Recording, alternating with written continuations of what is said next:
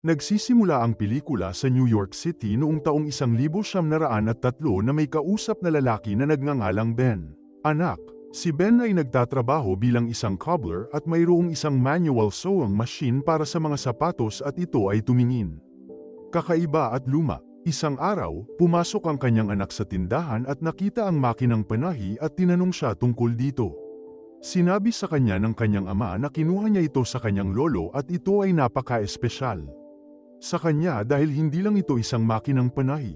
Sinabi niya sa kanyang anak na dati ay may dumating na isang mahirap at humingi ng tulong sa kanyang lolo.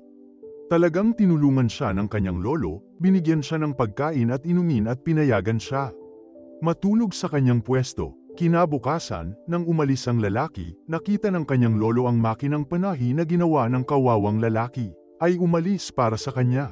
Simula noon, naging interesado ang kanilang pamilya sa makinang panahi. Sa wakas, sinabi niya sa kanyang anak na ang makinang panahi ay magiging kanya balang araw. Makalipas ang ilang taon, nakita namin ang isang binata na nagngangalang Max, apo ni Ben. Si Max ay isang kagalang-galang at mabait na tao at nagtrabaho din bilang isang cobbler. Papunta na siya sa tindahan niya. Malinaw na hindi nasisiyahan si Max sa kanyang trabaho. Gusto niyang ituloy ang kanyang mga pangarap at mithiin. Ang kanyang kapitbahay na nagngangalang Jimmy ay nakikipag-usap kay Max at tinanong siya kung bakit hindi siya masaya. Sinabi sa kanya ni Max na ayaw niyang maging cobbler ngunit sinabi sa kanya ni Jimmy na dapat siyang ipagmalaki ng propesyon na ito dahil hindi naman ito kasing sama ng iniisip niya. Pero hindi nagustuhan ni Max ang sinabi ni Jimmy at pumasok siya sa tindahan. Pagkatapos nito, isang batang babae na nagngangalang Carmen ang pumasok sa tindahan. Sinabi niya kay Max na miyembro siya ng neighborhood committee at gustong makipag-usap sa tindahan. May-ari dahil sa isang malubhang problema. Sinabi nito sa kanya na siya ang may-ari ng tindahan kaya nagsimula itong ipaliwanag sa kanya ang problema. Sinabi niya sa kanya na mayroong isang kumpanya na sinusubukang bumili ng real estate sa lugar na ito. Upang makapagtayo ng mga bahay para sa mayayaman, ang kumpanya ay may sariling mga pamamaraan upang hikayatin ang real estate. Mga may-ari upang ibenta ang kanilang mga ari-arian. Kaya sinubukan niyang manindigan sa kumpanyang ito ngunit kailangan niya ng tulong ng lahat. Ngunit hindi interesado si Max sa sinabi niya at wala siyang pakialam kung ibebenta niya ito. Mamili man o hindi. Pero sa kabila noon, nagpanggap siya sa kanya na interesado siya. Sa gabi, umuuwi siya para alagaan ang kanyang ina. Ang kanyang ina ay isang matandang babae na may Alzheimer's. Kinabukasan, isang kliyente na nagngangalang Leon, na isang sikat na kriminal at gangster sa kapitbahayan. Lumapit sa kanya, ibinigay niya ang kanyang sapatos kay Max para mabago niya ang mga kaluluwa para sa kanya. Sinabi niya sa kanya na may event siya sa gabi at gusto niyang isuot ang kanyang sapatos. Nang makalabas na siya, nagtrabaho si Max dahil alam niyang delikadong tao si Leon at hindi gustong makipaggulo sa kanya.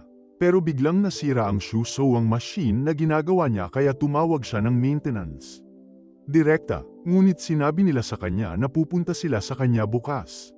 Kaya wala siyang choice kundi gamitin ang manual shoe sewing machine na minana niya sa kanyang pamilya. Talagang ginagamit niya ang makina para magtrabaho sa sapatos ni Leon. Hinihintay niyang kunin ni Leon ang kanyang sapatos ngunit huli si Leon sa pagdating. Kaya naman si Max, dahil sa pagkabagot, ay nagpa siya na magsuot ng sapatos. Ang nakakapagtaka ay nang maisuot niya ang sapatos ay naging Leon siya. Laking gulat niya pagkatapos noon. Nagpa siya siyang isuot muli ang sapatos. Nang maisuot din niya ang sapatos, nag-transform siya bilang Leon. Napagpasyahan niya na ang manual shoe sewing machine ang dahilan nito. Nagpasya siyang kumuha ng ilang sapatos sa tindahan at gumamit ng manual sewing machine. Tunay nga, sa bawat sapatos na kanyang isinusuot, siya ay nagiging karakter ng may-ari ng sapatos. Nagpatuloy siya buong gabi na suot ang sapatos ng kanyang kliyente. Kinabukasan, nagpasya siyang samantalahin ito sa pamamagitan ng paglabas na may iba't ibang personalidad. Pagkatapos noon, may nakita siyang lalaking nagmamaneho ng makabagong sasakyan kaya isinuot niya ang sapatos ni Leon at nag-transform sa kanyang pagkatao at pinuntahan ang lalaking nagmamaneho ng kotse at nagnakaw ng kanyang sapatos. Pagkatapos nito, nakita namin siyang nagmamaneho ng kotse pagkatapos ang kanyang pagkatao ay naging sa kotse. May-ari. Pagkatapos nito, bumalik siya sa bahay at kinausap ang kanyang ina at tinanong ito tungkol sa kanyang nais. Sinabi niya sa kanya na gusto niyang maghapunan kasama ang kanyang asawa. Apektado siya dito dahil iniwan sila ng kanyang ama noon. Matapos magdusa ang kanyang ina sa Alzheimer's, hindi na niya ito naaalala. Ngunit sa kabila nito, nagpasya siyang tuparin ang hiling na ito para sa kanyang ina. Kaya pumunta siya at sinuot ang sapatos ng kanyang ama at nag-transform sa kanyang pagkatao. Umuwi siya at kinausap ang kanyang ina at nakakasama ito ng oras. Tuwang-tuwa ang kanyang ina tungkol doon.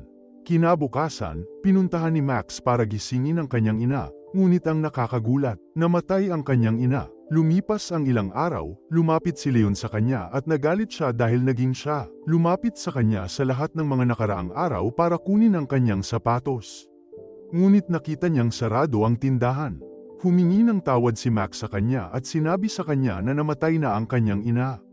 Ngunit hindi interesado si Leon at sinimulan niyang hilingin na ibigay niya sa kanya ang kanyang sapatos. Hiniling sa kanya ni Max na ibigay muna sa kanya ang sure receipt card. Ngunit sinabi sa kanya ni Leon na wala siyang resibo, kaya sinabi sa kanya ni Max na hindi siya magbibigay. Kanya ang sapatos dahil iyon ang mga patakaran ng tindahan na galit si Leon. Ngunit nagpasya siyang iwan siya ngayon at babalik sa kanya bukas para makuha ang kanyang sapatos dahil sa pagkamatay ng kanyang ina. Nagpasya si Max na bantayan si Leon at alamin ang lahat tungkol sa kanya at nagsimulang magkaila ang kanyang sarili bilang iba't ibang mga karakter upang may sagawa ang misyong ito. Alam na niya kung saan siya nakatira, pagkatapos ay isinuot niya ang sapatos ni Leon at pumunta sa kanyang apartment.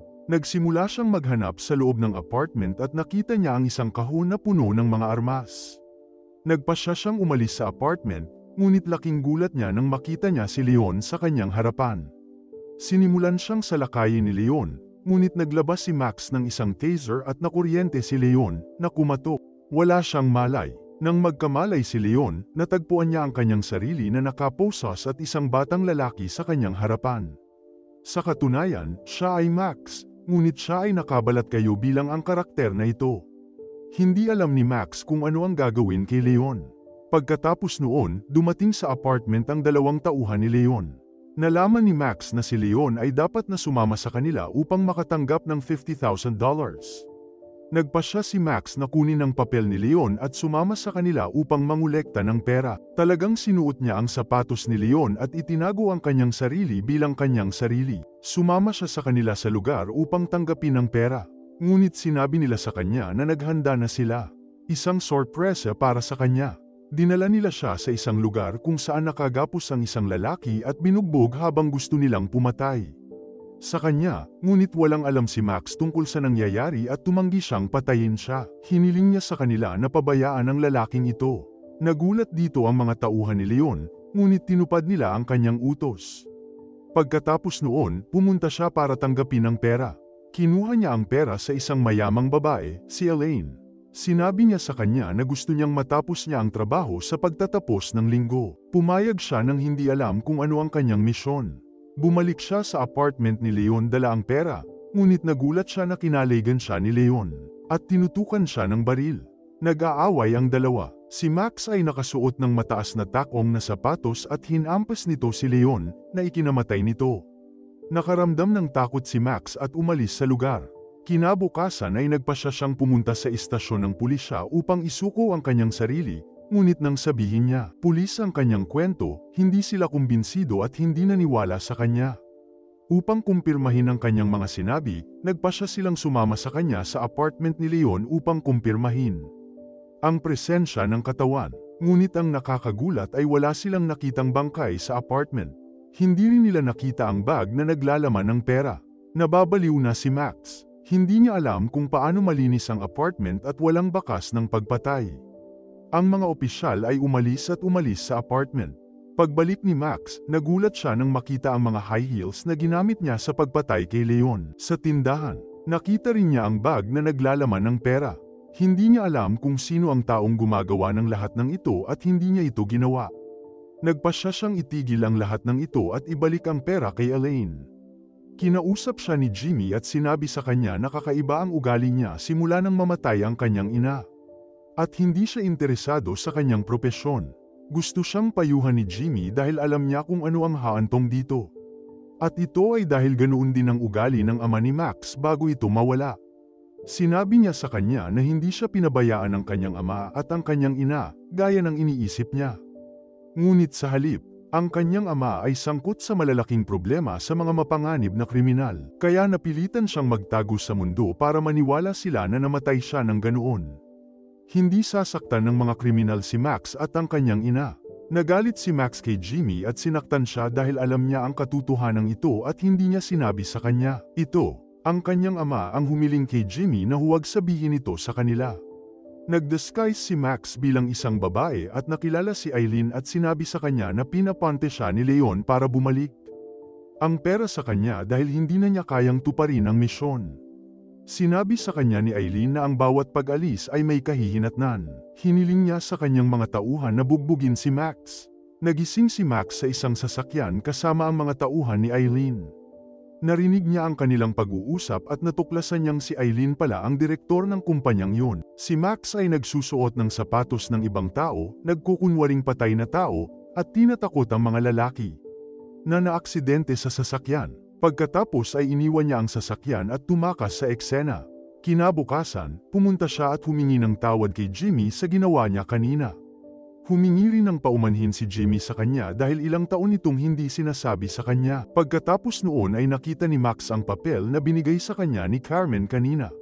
Naalala niya ang pinag-uusapan ng mga tauhan ni Eileen kaya dali-dali siyang nagtungo kay Carmen. Ito, talagang sinabi niya sa kanya na hindi siya kumbinsido sa sinabi nito sa kanya dahil hindi siya alam kung saan niya natutunan ang lahat ng impormasyong ito.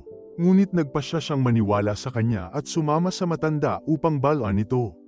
Sinabi nila yun sa kanya at tiniyak niya sa kanila na hindi niya ibebenta ang kanyang apartment kahit na sinunog nila ang buong gusali.